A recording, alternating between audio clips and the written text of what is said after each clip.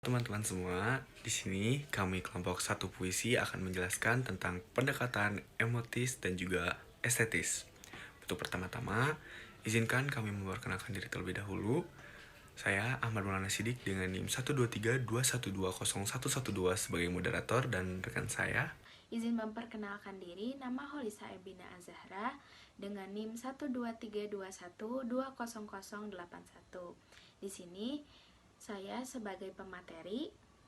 Perkenalkan, nama saya Suci Rahmawati dengan NIM 12321200075. Di sini saya sebagai pemateri. Perkenalkan, nama saya Dila Alfitra Nur Ajica dengan NIM 12321200082. Di sini saya sebagai pemateri. Nama saya Novi Sumirah dengan NIM 12321200103. Di sini saya sebagai pemateri. Perkenalkan, saya Mutia Nur Aziza dengan NIM 12321200087. Saya sebagai pemateri.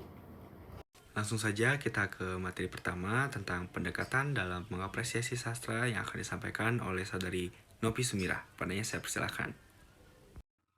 Pendekatan dalam mengapresiasikan sastra.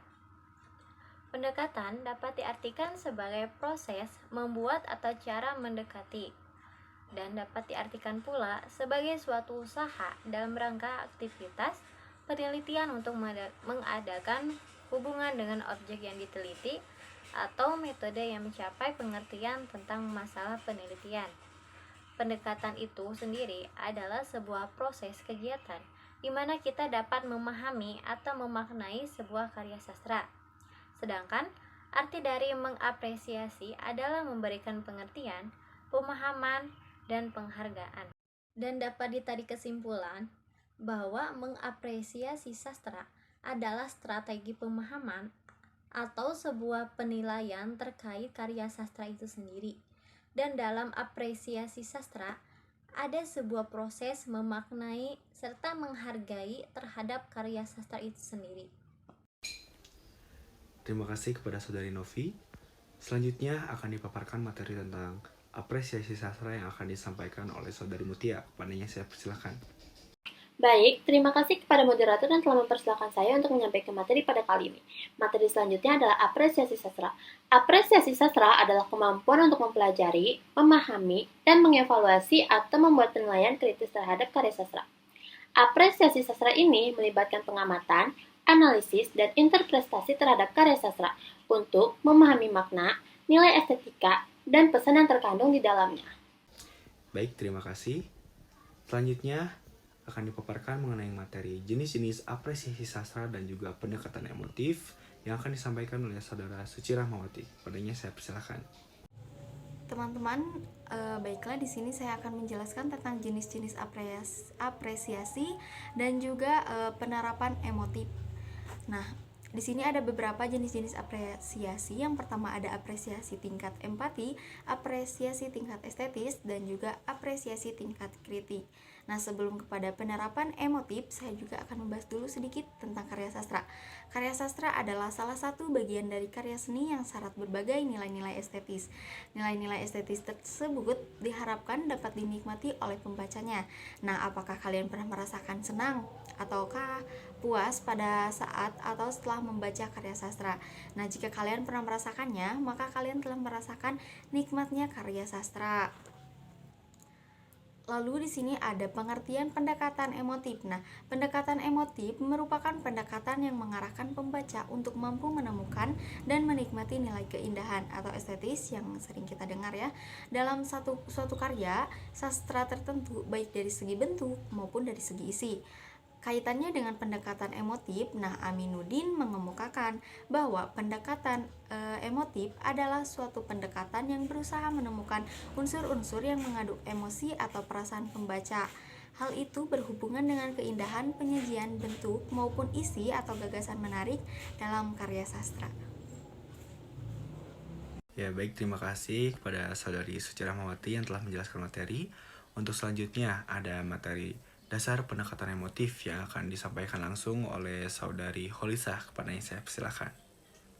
Baik, di sini saya akan menjelaskan tentang dasar dari pendekatan emotif. Jadi, dasar dari pendekatan emotif ini terbagi menjadi dua ya teman-teman. Yang pertama itu ada karya sastra hadir untuk dinikmati dan memberi hiburan serta kesenangan. Jadi, cipta sastra merupakan bagian dari karya seni yang hadir di masyarakat dan pembacanya yang memang dinikmati sehingga mampu memberikan hiburan atau kesenangan. Jadi secara tidak langsung, pendekatan emotif ini bertujuan untuk memberikan kesenangan atau hiburan bagi para pembaca atau penikmat karya sastra seperti itu. Nah, untuk dasar pendekatan emotif yang kedua itu ada menemukan wujud keindahan dalam karya sastra, sehingga dengan pendekatan emotif para penikmat karya sastra dapat merasakan keindahan dari setiap karya sastra yang mereka baca, dengar, atau lihat. Jadi dengan pendekatan emotif ini memungkinkan para pembacanya atau penikmat sastra untuk menemukan unsur keindahan maupun kelucuan yang terdapat dalam suatu karya sastra seperti itu. Pendekatan emotif ini tidak hanya bertujuan untuk memberikan hiburan atau kesenangan bagi para penikmat sastra, tapi juga membantu para pembaca penikmat sastra untuk menemukan keindahan atau juga kelucuan yang terdapat pada suatu karya sastra seperti itu. Ya, Bi, terima kasih kepada Saudari Holisa telah menyampaikan materi. Selanjutnya ada langkah-langkah pendekatan emotif yang akan disampaikan oleh Saudari Dila Alfitra. Kepadanya saya persilahkan. Nah, terima kasih kepada moderator yang telah mengizinkan saya untuk memaparkan materi selanjutnya. Nah, materi selanjutnya itu mengenai langkah-langkah pendekatan emotif. Apa sih pendekatan emotif? Itu kan kayak pendekatan sebuah karya sastra yang biasanya itu menilai dari segi keindahan.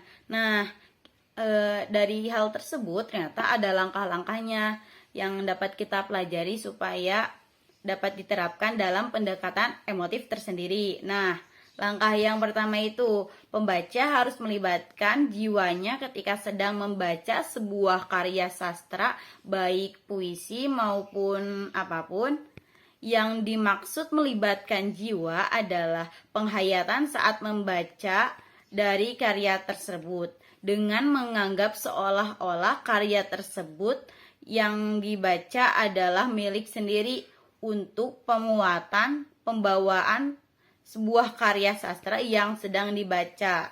Nah, jadi si pembaca itu harus memiliki penguatan penghayatan gitu. Jadi menganggapnya sebuah karya sastra, baik puisi, baik pantun, baik yang lain gitu yang bisa dibaca oleh kita, seolah-olah itu emang punya milik sendiri, milik kita yang kita bikin gitu, supaya tuh kita dapat feel tersendiri gitu dari saat membacanya tuh. Nah, cara yang kedua tuh ya ada menghargai pengarang dalam mengolah unsur-unsur yang ada dalam karya sastra tersebut. Nah, unsur-unsur di sini adalah dasar perasaan, pengalaman yang diungkapkan agar makna yang terserap kepada si pembaca. Nah, di sini tuh kita harus menghargai unsur-unsur yang ada dalam karya sastra tersebut yang sudah dibuat oleh pengarang. Gak boleh sampai diubah-ubah gitu sama kita tuh. Boleh sih kita dari segi pembacanya tuh diubah-ubah gitu ya. Bukan diubah-ubah, jadi kayak lebih cocoknya tuh di mana gitu bacanya. Cuma jangan sampai mengubah kata-kata, ditambahin atau dikurangin karena menurut kita tuh nggak cocok gitu. Jangan sampai kayak gitu ya. Nah, terus ada lagi yang ketiga, yaitu menemukan relevansi puisi tersebut dengan kehidupan. Nah, mampu menghubungkan karya sastra tersebut dalam kehidupan, baik kehidupan pribadi maupun secara luas. Nah, maksudnya di sini tuh kita mampu menghubungkan karya sastra yang kita baca tuh, misalnya contohnya puisi. Nah, dalam kehidupan sehari-hari gitu, misalnya tuh kayak oh puisinya itu tentang bahagia atau enggak tentang sedih. Nah, kita tuh harus memahami, wah seolah-olah puisi tersebut tuh ada di kehidupan sehari-hari kita supaya dapat apa ya, penghayatan tersendiri. Secara kan kalau puisi itu kita harus memiliki apa ya, pemahaman dari setiap kata-katanya tuh harus dipahami benar-benar supaya dapat kesan tersendiri di saat kita membaca. Coba bayangin kalau misalnya kita baca puisi, namun kita apa ya, nggak pakai unsur-unsur pembacaan puisi gitu. Jadi kayak misalnya aku mencintaimu seperti api, nah, kan kayak apa sih, terlalu datar gitu ya. Nah harus kayak ada penghayatannya gitu loh. Misalnya tuh, ibu kaulah bagai bintang yang bersinar di malam hari, bagai rembulan. Nah harus ada penghayatannya gitu loh. Nah mungkin dari saya cukup sekian. Saya kembalikan lagi kepada moderator. Terima kasih. Terima kasih kepada saudari Bila Alfitrah yang telah menyampaikan materi. Untuk selanjutnya akan dijelaskan mengenai contoh analisis pendekatan emotif pada penggalan puisi yang akan dijelaskan oleh saya sendiri. Nah baik, di sini saya akan menjelaskan mengenai contoh daripada puisi yang menggunakan pendekatan emotif. Contohnya adalah penggalan puisi Senja di Pelabuhan Kecil karya Khairil Anwar.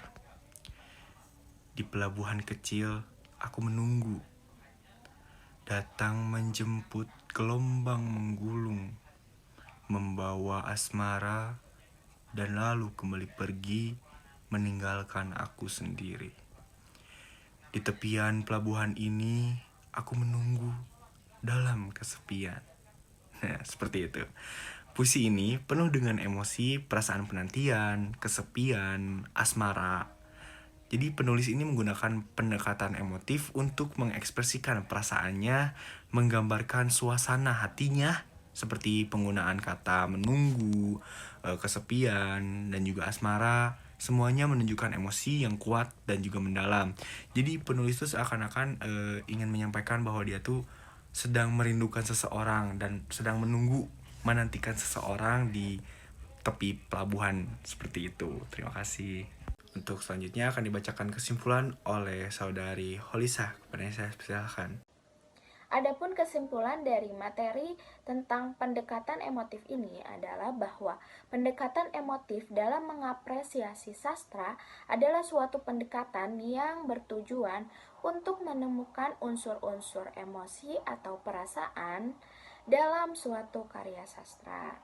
Nah, unsur emosi ini dapat berupa keindahan penyajian bentuk, keindahan isi, atau kemenarikan gagasan yang terdapat dalam suatu karya sastra. Seperti itu teman-teman, terima kasih. Baik, terima kasih kepada saudari Holisa. Sekian presentasi dari kami. Kami mohon maaf apabila ada kesalahan dalam penyampaian materi atau mungkin ada kekurangan juga dalam penyampaian materi. Sekian dari kami. Wabillahi taufiq wal hidayah. Wassalamualaikum warahmatullahi wabarakatuh.